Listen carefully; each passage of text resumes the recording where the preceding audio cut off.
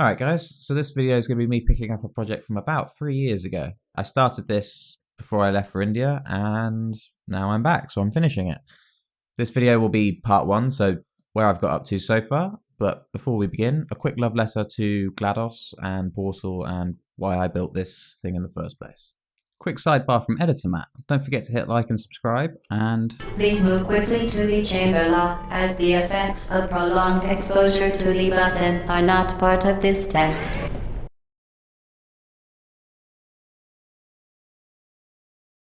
when Portal was released, it redefined a genre.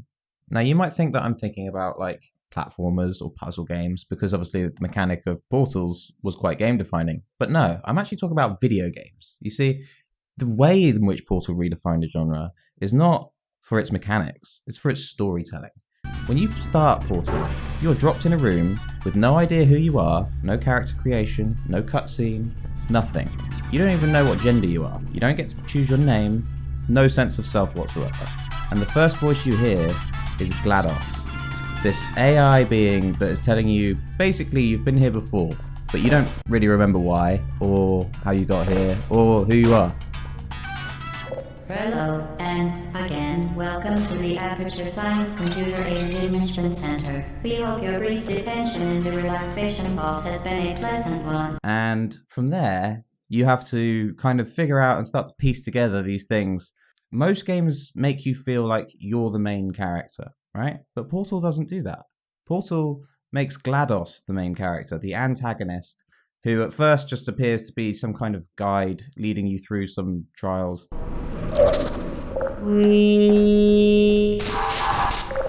And then later on, it turns out is quite unhinged and evil. I'm going to kill you, and all the cake is gone. You don't even care, do you? Storytelling in Portal is completely revolutionary to video games. Like I said, in most video games, you're the main character, or at least the video game is designed to make you feel like you're the main character. You are still playing this character who has this ability to create portals, and you do feel like you are progressing, right? There's still this kind of, okay, I now know how to do this, now I know how to do this. You're building up a skill set. Spectacular. You appear to understand how a portal affects forward momentum, or to be more precise, how it does not.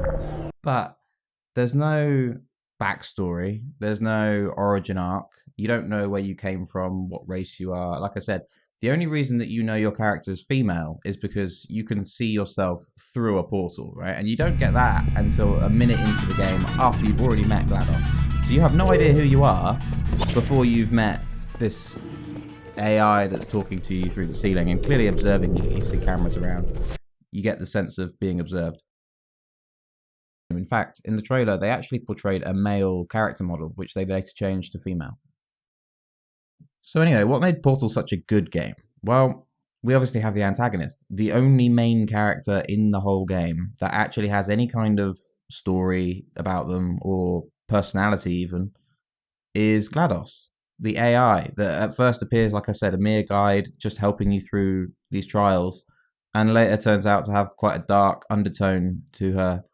As it turns out, she's kind of killed everybody. Spoiler alert. Congratulations. The test is now over. All Aperture technologies remain safely operational up to 4,000 degrees Kelvin. So, GLaDOS became an obsession for me. Like the voice, everything, right? Such a great character.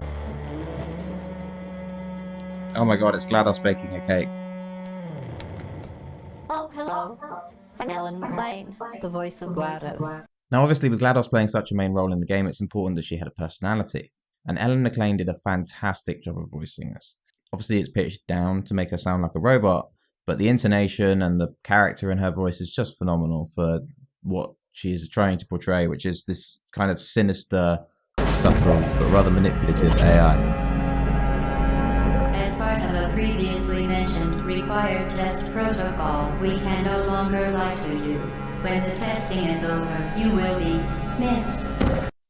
That's basically just carrying out tests on humans and trying not to, freak them out whilst conducting these tests. Very impressive. Please note that any appearance of danger is merely a device to enhance your testing experience. It's just incredible. Just an incredible game for what should be like an add-on to Half-Life 2, and it was meant to be. It almost felt like a free game that was being added, but it was well beyond the quality of any free game I've ever played. So that said, let's jump into how I made GLaDOS, because that's what we're all here for, right? The portal will open in 3, 2, 1. So this was the article that kind of started me off, right? This Instructables on how to build your own 3D GLaDOS. So I saw this and I was like, I gotta give this a go, man. This is crazy. It's quite a lot of parts. It's the biggest project I'd undertaken up until this point, and still to this day, because I'm still doing it. But yeah, it's achievable. We can do this. So first, I'm going to run you through how far I've got so far, which is most of it, I'll be honest. But I'm going to go back through my old footage and have a look and see if I have anything from 3 years ago that I've recorded. If I do, then great. I'll add that here and you'll see all that. And then we'll get up to where I'm at now, which is kind of a mostly built model that is ready to be tested. And then from there, I'll probably end this video and I'll explain what I'm going to do in the next video, which will likely be building a test bench for the next thing. Anyway, I'll get to that in a bit. So let's jump into where we're at.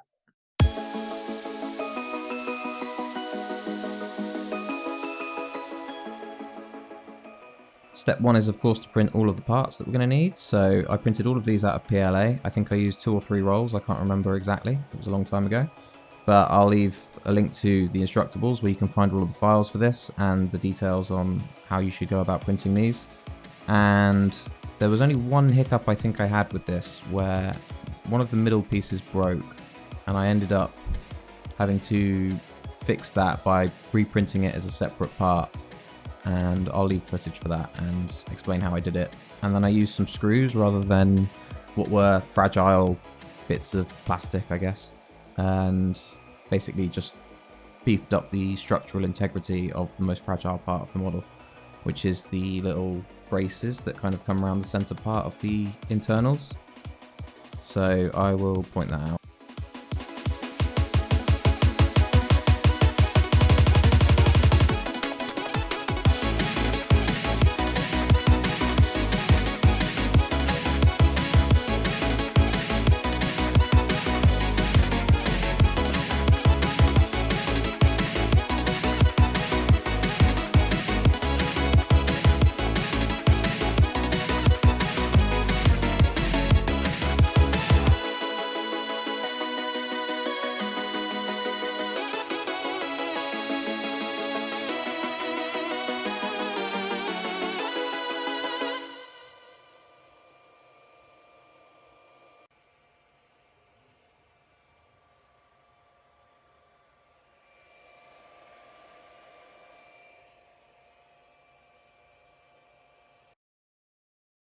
So this is one part that I did struggle with when printing because it snapped, essentially. So this was all part of the main internals and it was all attached.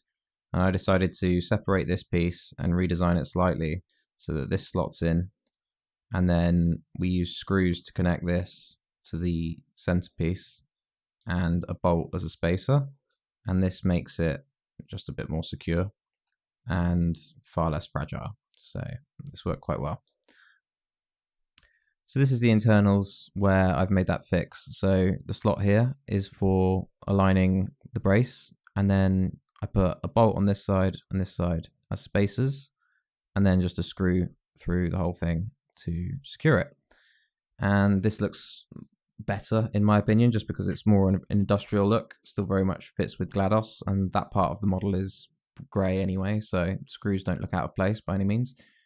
And like I said, it's just less fragile, less likely to break. And if anyone would like access to these files, I'll make these available on my website or on my Patreon.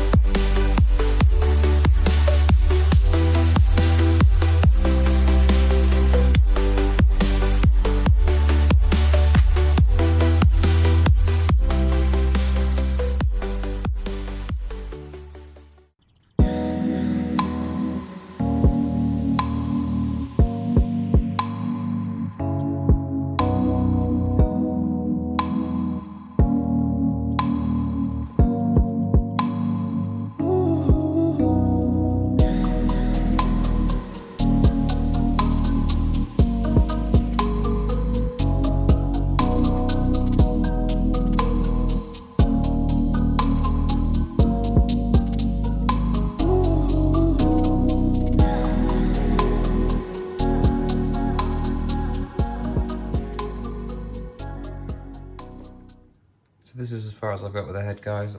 Some of my new paints arrived today because my old stuff's kind of dried out. But I put down like a first layer. It's a bit scrappy, but it'll do for the first layer. And then we're going to have some grey in there as well, obviously. The other parts are getting primed. I haven't finished printing everything yet, but these are the big bits, minus the internals that need to go in here. This has come down a little bit thin, but I've sanded it down. It's okay. It's not an important structural piece, this, but it's actually quite strong anyway, so I'm not worried about it. And you're not going to be able to see it when the finished product is done. So, oh, we got, what else we got here? Clear coat to go on after. So obviously this is the primer I've used, just a plastic primer. And then there's, I don't know why I put this. Yeah, that's not important, that's not part of this project. So yeah, that's where we're at now. Alright guys, so we've got the paints. We're going with these model colour acrylic colours. And these were cheap, these were only £2.49 I think per pot on Amazon. I just bought the standard black, standard white, and I'm going to mix a tiny splash of the white with the black to get the darker parts, obviously. This is what the guide recommends. Normally I would have probably just gone with just flat black, but apparently GLaDOS is not completely black, and actually when you look at pictures of her online, which I'll probably put somewhere on the side of the video, she's not completely black. So that's the plan for that. Obviously I'm just going to use the white for the surface colour, and for the accents on the head and a little bit on the sort of back internal parts. Again, I'll point it out in the video. We're going to use oily steel, which should be nice, mixed with potentially a little bit of black and a little bit of white in areas to give it a bit of light and dark, and that'll be how I get a bit more character, hopefully, out of the finished model. And then clear coat on top, just to give it that nice sort of clean finished look. And that's it, guys. I'll come back when I've done a bit more painting.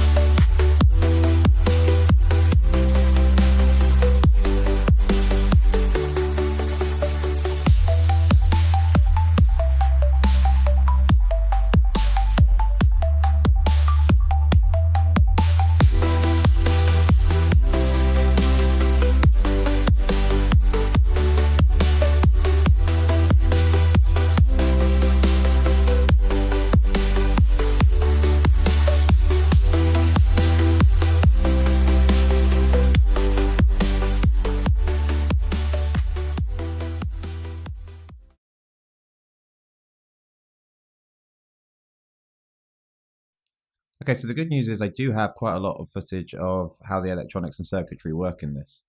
The bad news is it's kind of boring, so here's Morgan Freeman to explain it to you. I am going to explain the following in two parts. First, we have our light. This is hooked up via a voltage divider made up of two 10K resistors, which brings the voltage to just over 2 volts, in the perfect range for our light. But we still need a means to turn it on and off, so we have a 1K resistor coming from a TIP 122 transistor. The data line then goes back into pin 11 on the Arduino. This will act as our light switch. Okay, that's the hard part out of the way. The servos are much simpler. We just have to ensure that we have enough power. They each run between 5 and 6 volts, so I opted to use a 12-volt power bank and a step-down buck converter to set this to 6 volts. As you can see, we're drawing more like 5.6 volts, but that's fine.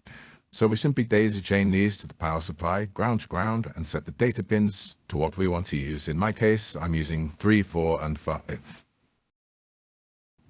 And now we simply need to see if this works. So let's run some code and see if the servers operate. Well, that appears to be working as intended. Proof of concept, I guess, for the electronics, and we'll see how this goes. Getting this into the unit, I guess. Alrighty, I've just laid out the voltage divider and the transistor for the LED in GLaDOS's eye onto a PCB board. And this actually slots straight into my Arduino. This comes with the Lego starter kit. And I just thought this would be a great use for this. So I'm going to solder this in and we'll see if it works. Alright guys, so basically the plastic servo, micro servo fits perfectly but makes a shitload of noise. But the metal servo doesn't quite fit but is much quieter. So what I've done is, to make it fit, I've had to cut the extra rotary piece that came with it to then glue it to this, as you can see, just to make it slightly longer but still slot into the servo, and then that should fit perfectly now. So we'll try that out once that's set.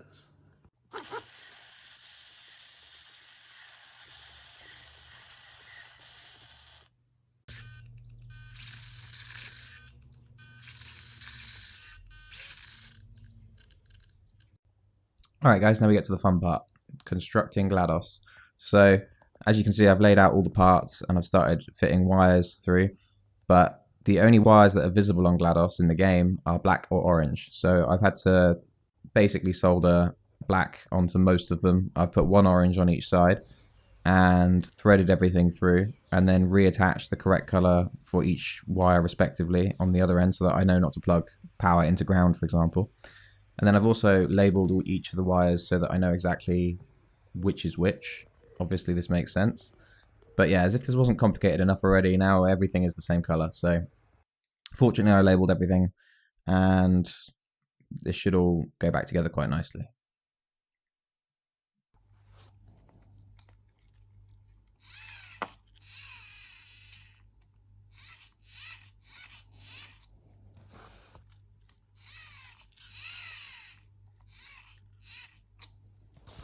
One eternity later. Alright guys, so time to test this out, alright? 12 volts of power going in. We have a step down board here, taking 6 volts of power off apparently, so I guess I set that up before. Oh, shit. I guess I programmed this a little bit before I left. Huh. That does stuff. Interesting. So there's code on the Arduino then that I need to have a look at and see exactly what that's doing, and then find out if I put limits on each of the servos and see what we can do with this thing. So that is exciting. That about sums it up for this video, guys. I hope you enjoyed it. If you did, don't forget to hit like and subscribe, and you'll catch the next video. There's one last thing that I did manage to do. While I was in India, I managed to figure out a way to simulate GLaDOS's voice, and obviously then I can hook it up to AI. So I have AI responses from OpenAI coming through in GLaDOS's voice, which is pretty cool. So I'll do a little bit more about that in the next video and how I set that up. That one's going to obviously have me finishing the model, building a test bench, talking about how I simulated the voice, that kind of stuff. So like I said, don't forget to hit like and subscribe to catch up with that. And I also have another video out on my channel where I built an LED matrix cube, so check that one out. And that's about it, guys. So take it easy. Peace.